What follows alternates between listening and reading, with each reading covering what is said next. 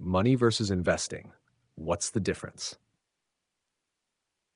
If you're already familiar with the difference between money and investing, this video might feel extremely basic, and that's okay. This channel is designed for people at all different stages of their financial journey.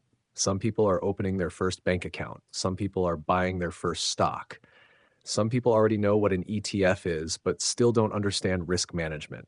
The goal here is simple: make investing understandable for normal people. So if this topic feels too beginner for you, feel free to skip ahead to the next video in the series. But if you've ever looked at successful investors and thought, how do people actually build wealth?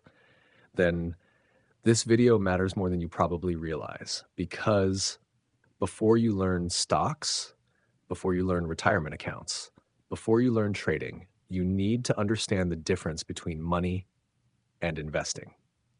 And surprisingly, most people never truly learn that distinction. Let's get into it. Most people grow up learning how to earn money. Very few people grow up learning how to make money work for them. That sounds like one of those motivational quotes you'd see on social media next to a picture of a Lamborghini, but it's actually one of the most important financial concepts you'll ever understand. Money by itself is not wealth. Money is a tool. Investing is the process of using that tool to build wealth over time. And those two things are not the same. Let me explain. Imagine you work a job and make $700 a week after taxes. That money comes into your checking account. You use it to pay rent, buy groceries, pay your phone bill, put gas in your car, maybe grab takeout on Friday night, and hopefully save a little bit afterward. That's money.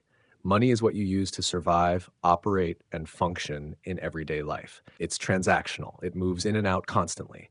You exchange your time and labor for money, then exchange that money for things you need or want. Now, investing is different. Investing is what happens when you take some of that money and deliberately put it somewhere with the expectation that it will grow in value over time. That growth could come from stocks, real estate, businesses, retirement accounts, index funds, bonds, even things like dividends or interest income. The key difference is this: money is active, investing is strategic. Money helps you live today, investing helps you build tomorrow. And if you only understand money but never understand investing, you'll probably spend your entire life working for income instead of building long-term wealth. Now let's slow down for a second, because this is where a lot of beginners get confused. People hear the word investing and immediately picture Wall Street, suits, millionaires, stock market crashes, complicated charts, fast-talking finance people on TV. But investing at its core is actually very simple. Investing is just delayed consumption for future benefit.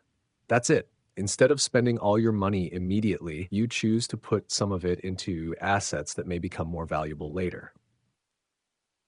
And yes, assets is another word you're going to hear constantly in finance. An asset is simply something that has value and can potentially generate more value. For example, a stock can grow in price. A rental property can generate income. A business can produce profits. An index fund can compound over decades. Those are assets. Now compare that to liabilities. A liability takes money away from you.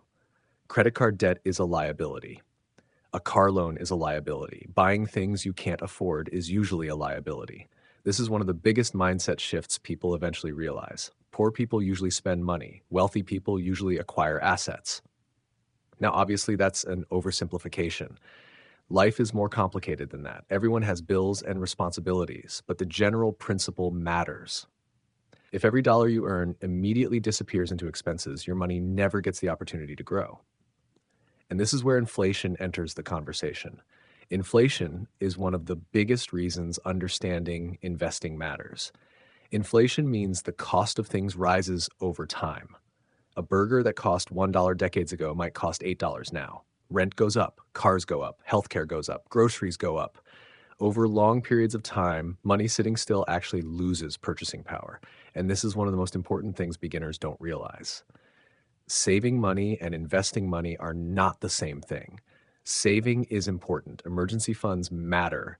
Having cash reserves matters. But if all your money does is sit in a checking account for 30 years, inflation slowly eats away at its value. That's why investing exists. Investing is how people attempt to outpace inflation and grow wealth over time.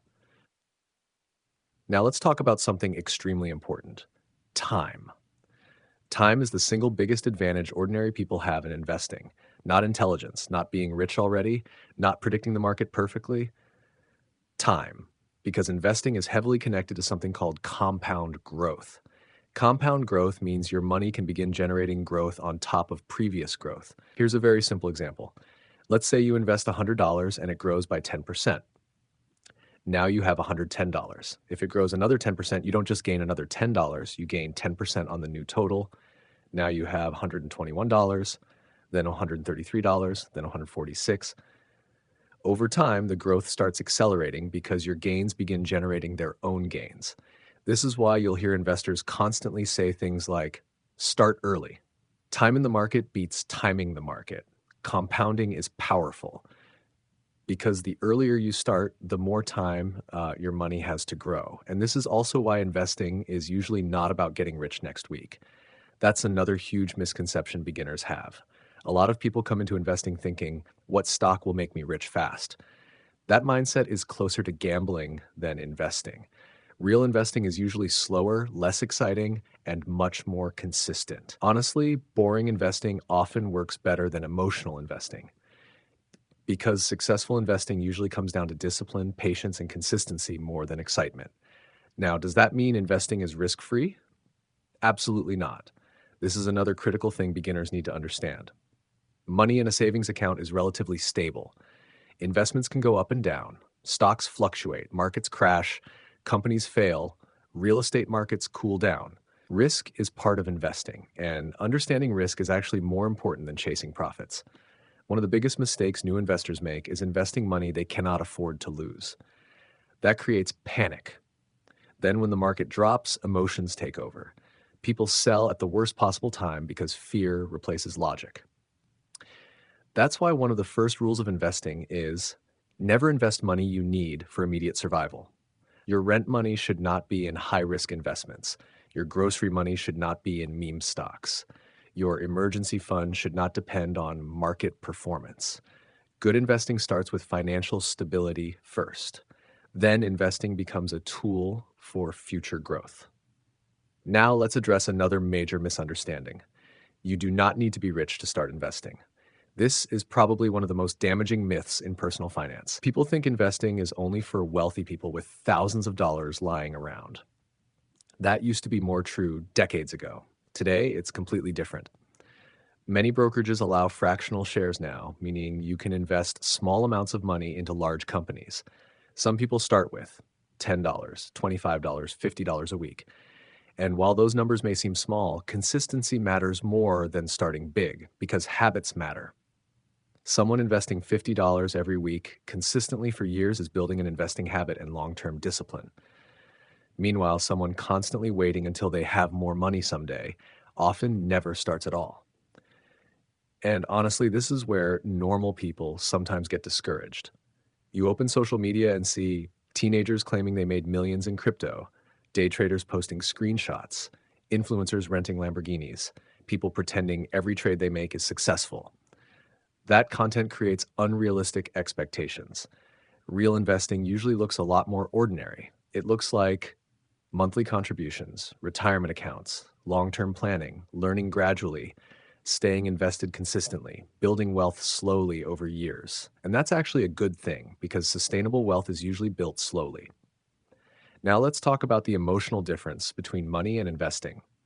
Money is emotional because it's tied to survival. People stress about bills, debt, rent, unexpected expenses, job security. That stress is real. And when people live paycheck to paycheck, investing can feel impossible or even irresponsible. But this is where perspective matters. Investing isn't only for people already wealthy. For many people, investing is one of the only realistic ways to eventually escape financial instability, because relying only on earned income creates a ceiling. There are only so many hours you can work, but investments can continue growing even while you sleep, work, or live your life. That's the transition people eventually begin understanding. Money is earned, wealth is built, and building wealth usually requires ownership of businesses, ownership of assets, ownership of investments. That's why the stock market matters. When you buy a stock, you're buying a tiny ownership piece of a company. That's fundamentally different from simply spending money. Instead of only being a customer, you become an owner. And over time, if that company grows, your investment may grow too. Now, obviously, investing is much more complicated than that once you go deeper. There are ETFs, mutual funds, dividends, market caps, risk tolerance, asset allocation, retirement strategies, tax implications, index investing, growth investing, value investing. We're going to cover all of that later on this channel, but none of it matters if you don't first understand this foundational idea. Money is the fuel. Investing is the engine. One helps you survive. The other helps you potentially build long-term freedom. Now, before we end this video, I want to say something important to beginners specifically. Do not feel embarrassed for not understanding investing yet. Most people were never taught this stuff. Schools rarely teach it properly. Families often don't discuss it. And the financial world sometimes intentionally sounds more complicated than it needs to. You do not need to become a financial genius overnight. You just need to start learning consistently. That's it. One concept at a time, one lesson at a time, one smart decision at a time. Because understanding money versus investing is the first real step toward understanding how wealth actually works. And once you truly understand that difference, you start looking at money differently forever. Instead of asking, how much can I spend? You slowly begin asking, how can I make this grow? And that mindset shift changes everything. If you found this video helpful, the next videos in this series are going to go much deeper into what stocks actually are, how the stock market works, risk versus reward, compound growth, retirement accounts, ETFs and index funds, long-term investing strategies, beginner mistakes to avoid. This channel is designed for normal people who want clear explanations without fake guru nonsense, confusing jargon, or unrealistic promises. Because investing should not feel like a secret club. It should be understandable. And if you're willing to learn, you absolutely can learn it. Thanks for watching, and I'll see you in the next video.